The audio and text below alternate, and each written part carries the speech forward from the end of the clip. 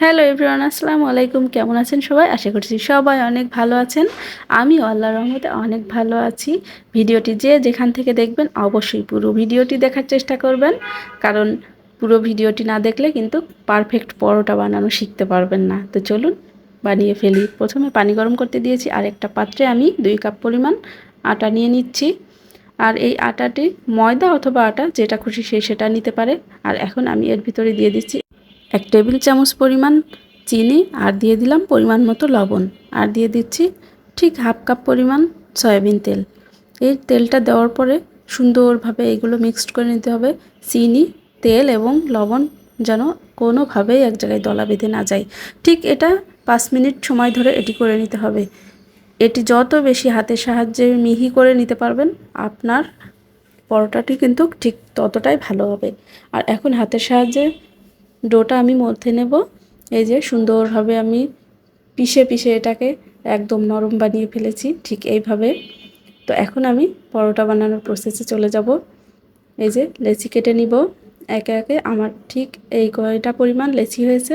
এখন আমি সুন্দর করে এগুলো পরোটা করে নেব। কিছু গোল পরোটা বানাবো আর কিছু এইভাবে বানাবো। তো চলুন ভেজে নেওয়ার পালা। কড়াইটা গরম হলেই আমি একে একে পরোটাগুলো দিয়ে দিব। আগেই কিন্তু তেল দেওয়া যাবে না, কিন্তু আমার কড়ার ভিতরে আগেই সামান্য একটু তেল ছিল, যার কারণে তেলের বুড়বুড়িটা দেখা যাচ্ছে। তবে ঘাবড়ানোর কিছু নেই, সামান্য পরিমাণ তেল থাকলে কিছুই হবে না। এখন যখনই একদম ব্রাউন কালার হয়ে আসবে 2 পিঠ, ঠিক তখনই একটু তেল দিয়ে সুন্দরভাবে এপিট ওপিট ভেজে নিতে হবে। আমি আরও একটি পরোটা ভেজে নিচ্ছি ঠিক একইভাবে। এই যে সুন্দর করে দেখুন, পরোটাগুলো কিন্তু খুব ফুলে টইটম্বুর হয়ে যাচ্ছে। এই যে ঠিক এইভাবে একটু সময় নিয়ে চেপে চেপে পরোটাগুলো ভেজে নিতে হবে, একটু ব্রাউন ব্রাউন করে। তা না হলে কিন্তু ভিতরে কাঁচা থেকে গেলে পরোটা খেতে একদমই ভালো লাগবে না। ঠিক এইভাবে এই যে চেপে চেপে ভেজে নিচ্ছি আমি। পরোটাগুলো কিন্তু সুন্দর ফুলেছে। ঠিক এইভাবে সবগুলো পরোটা আমি একে একে ভেজে নিব। দেখুন পরোটার খুব সুন্দর কিন্তু ফুলছে, দেখেই ভালো লাগছে। আর কিছু গোল পরোটা বানিয়েছিলাম, সেগুলোই আমি একে একে ভেজে নিব। এই তো আমার পরোটাগুলো একে একে ভাজা শেষ হয়ে যাচ্ছে।